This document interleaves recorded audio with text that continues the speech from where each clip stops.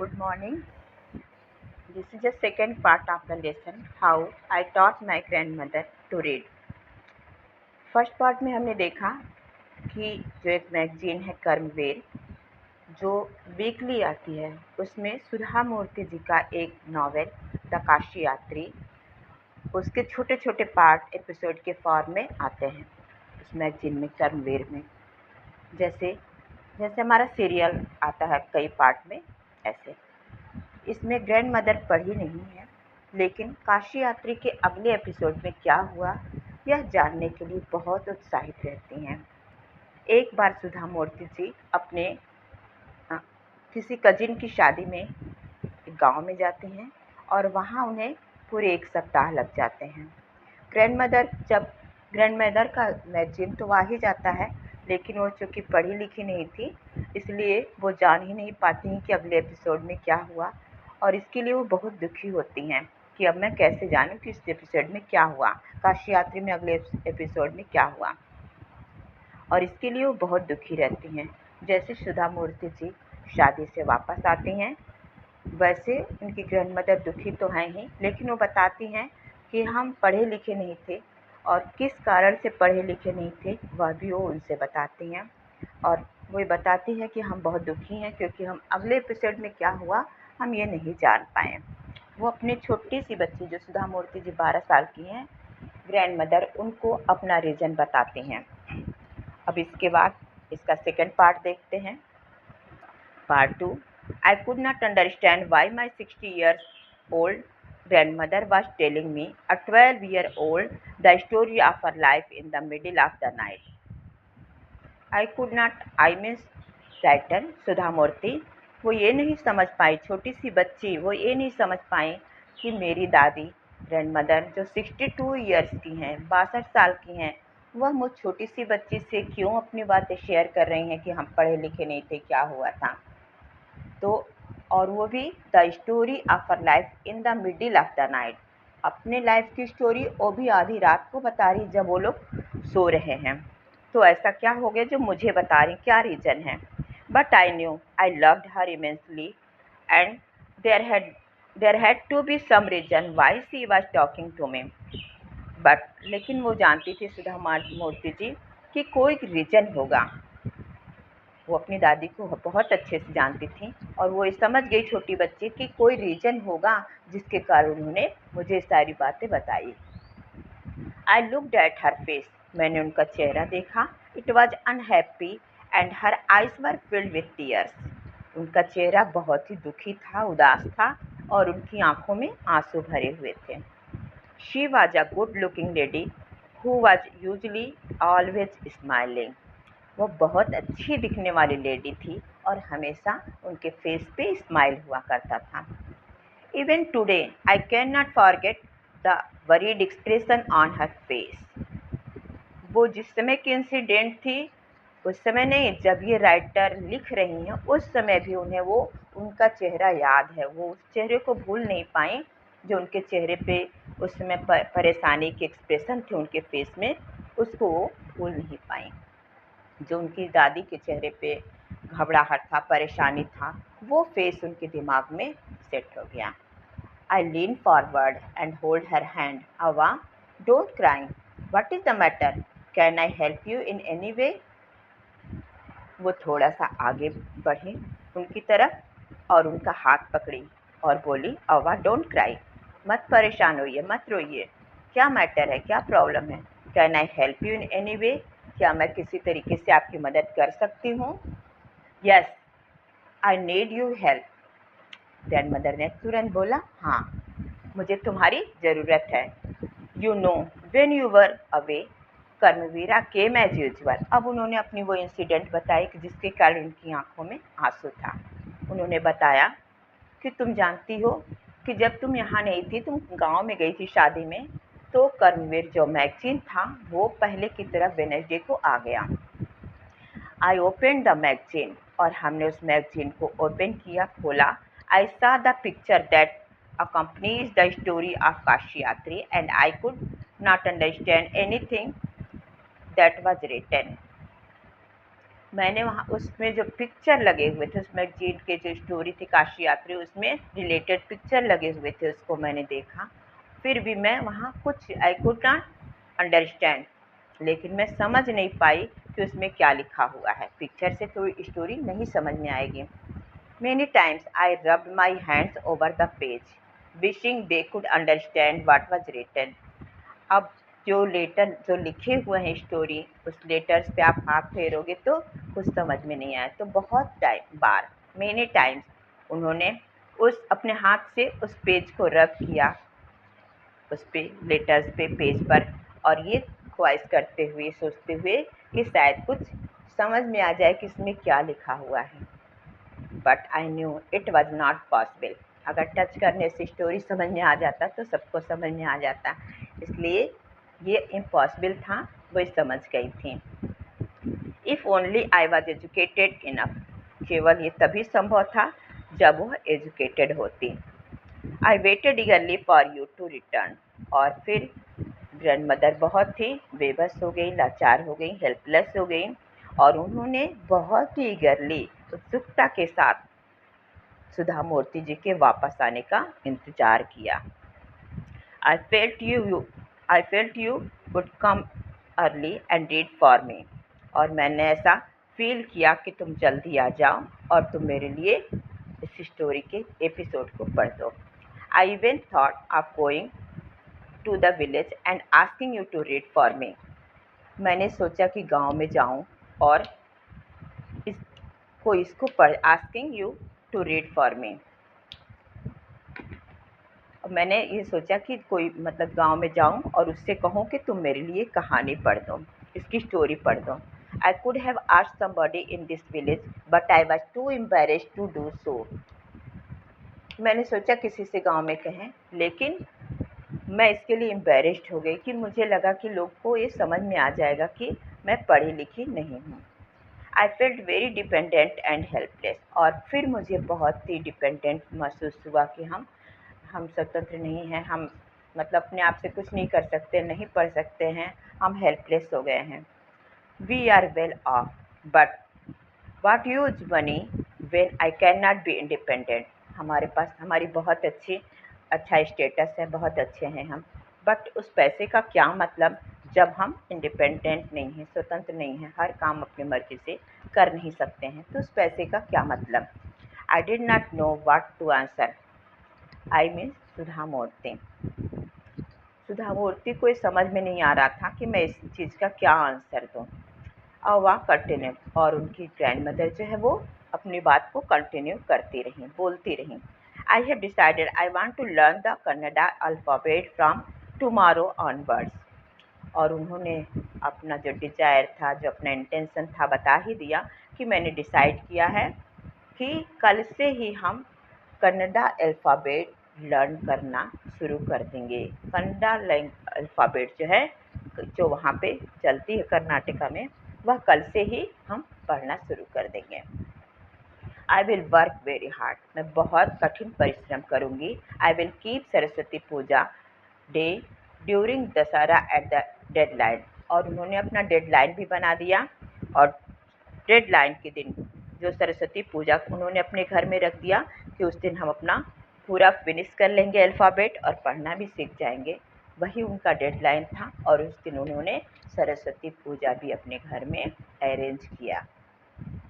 That day I should be able to read a novel on my own. और उस दिन, ये उनका डिटर्मिनेशन है, उन्होंने डिसाइड किया कि उस दिन मैं इस नावल को अपने आप से पढ़ पाऊँगी, अपने लिए पढ़ पाऊँगी। I want to be independent. मैं भी इंडिपेंडेंट बनना चाहती हूँ। I saw the determination on her face. Sudha Murthy ने पहली बार उनके फेस पर डिटर्मिनेशन देखा। At I thought at her, at I laugh at her. पहले तो मैं उनके ऊपर हंसी। Avva, at this age of 62 you want to learn the alphabet. मतलब कि आप 62 ईयर्स के हो, आप फिर भी अल्फ़ाबेट लर्न करना चाहते हो। All your hair is grey, your hands are wrinkled, you wear spectacles and you work so much in the kitchen. जबकि आपके बाल जो हैं पूरे ग्रे हो गए हैं, आपके हाथ पूरे सिकुड़ गए हैं, रिंकल पड़ गए हैं और आप चश्मा पहनते हो, दिन भर किचन में इतना सारा वर्क करते हो, फिर भी आप लर्न करना चाहते हो। Childishly I made fun of the old lady. और चूँकि बचपना था उनका, इसलिए उन्होंने अपने ग्रैंडमदर का, ओल्ड लेडी का मजाक भी किया कि आप सीखोगे 62 ईयर्स की एज में।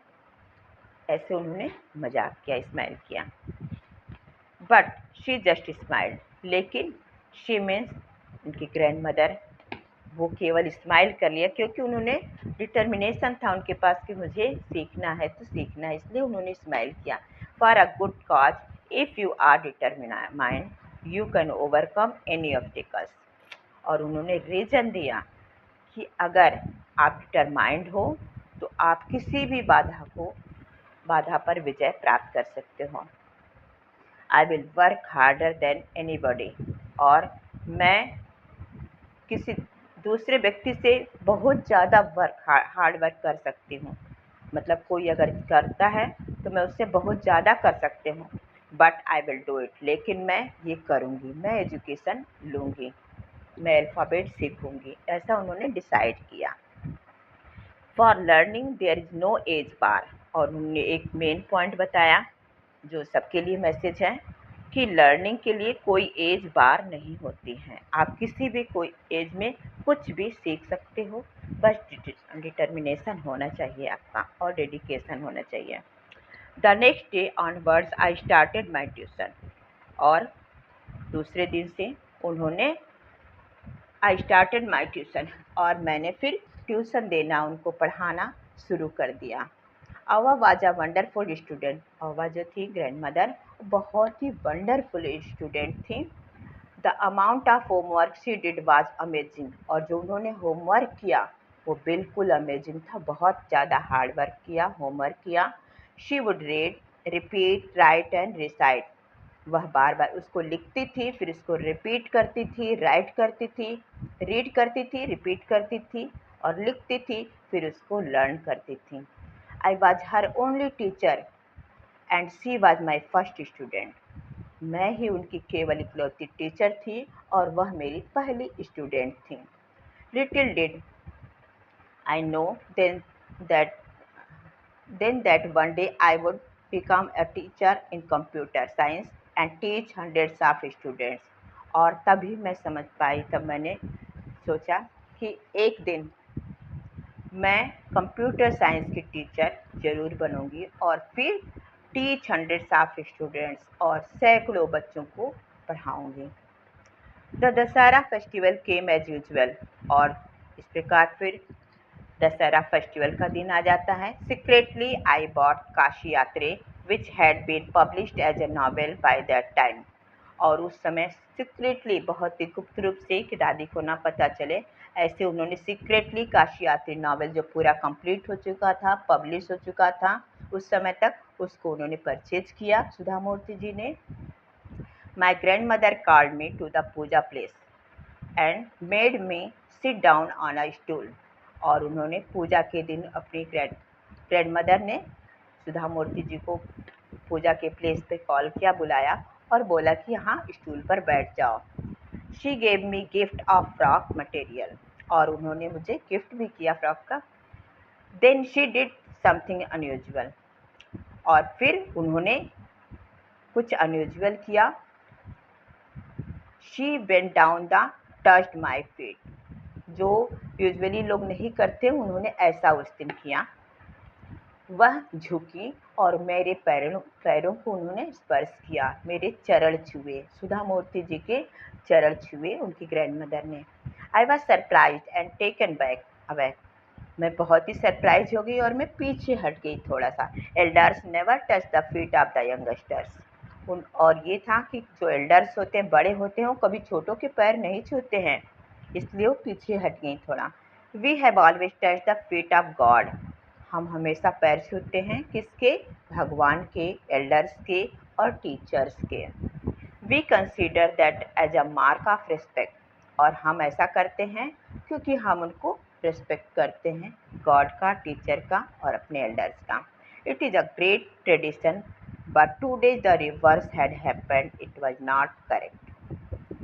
और ये हमारे यहाँ ट्रेडिशन हमारी कि हम एल्डर्स के पैर छूते हैं, गॉड के पैर छूते हैं, टीचर्स के पैर छूते हैं, लेकिन यहाँ तो आज जो हुआ वो रिवर्स हुआ, उल्टा हुआ, गलत हुआ। इट वॉज नॉट करेक्ट, ये सही नहीं था। She said, I am touching the feet of a teacher. अब ग्रैंड मदर ने क्या कहा कि मैं तुम्हारे पैर नहीं छू रही हूँ, अपनी ग्रैंड डॉटर के पैर नहीं छू रही हूँ। I am touching the feet of a teacher, हम एक टीचर के पैर छू रहे हैं, not my grand daughter. A teacher who taught me so well, उस टीचर के पैर छू रही हूँ जिन्होंने मुझे बहुत अच्छे से पढ़ाया। With so much of affection that I can read and any novel confidently in such a short period. इतने छोटे समय में बहुत प्यार से उन्होंने मुझे पढ़ाया और इतने छोटे पीरियड में कॉन्फिडेंटली मैं उस नॉवेल को पढ़ सकी। It is my duty to respect a teacher, और अब ये मेरी ड्यूटी है कि मैं अपने टीचर का रिस्पेक्ट करूं।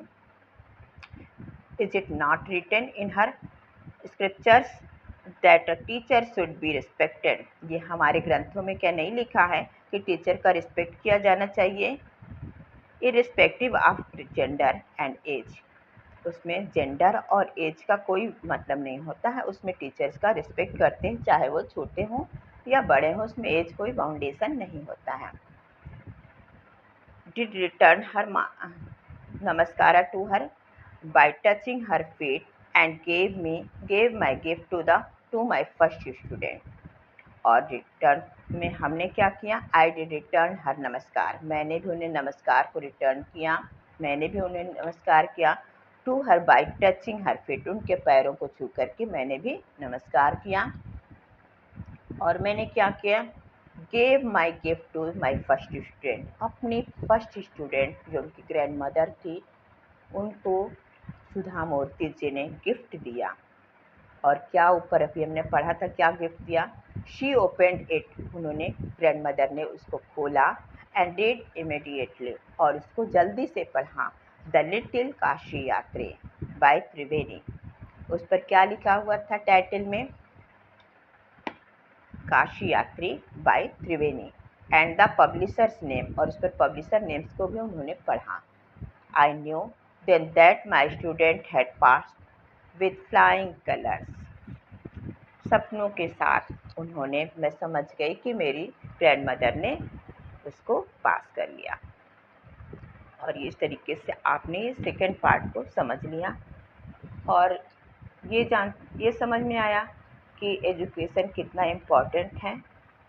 और सबसे बड़ी बात कि अगर आप लोग को भी ऐसा लगता है कि हाँ आपने अपने एल्डर्स को कुछ सिखाया है, कुछ पढ़ाया है, तो आप भी फील करते होंगे कि एज अ टीचर हम आज यहाँ पे खड़े हैं और हमने बहुत अच्छे से अपने एल्डर्स को सिखाया है और इसको बहुत ही सेटिस्फेक्शन मिलता है ऐसा काम करके। तो अगर आपको ऐसा लगता है तो please cooperate their elders. Okay, thank you.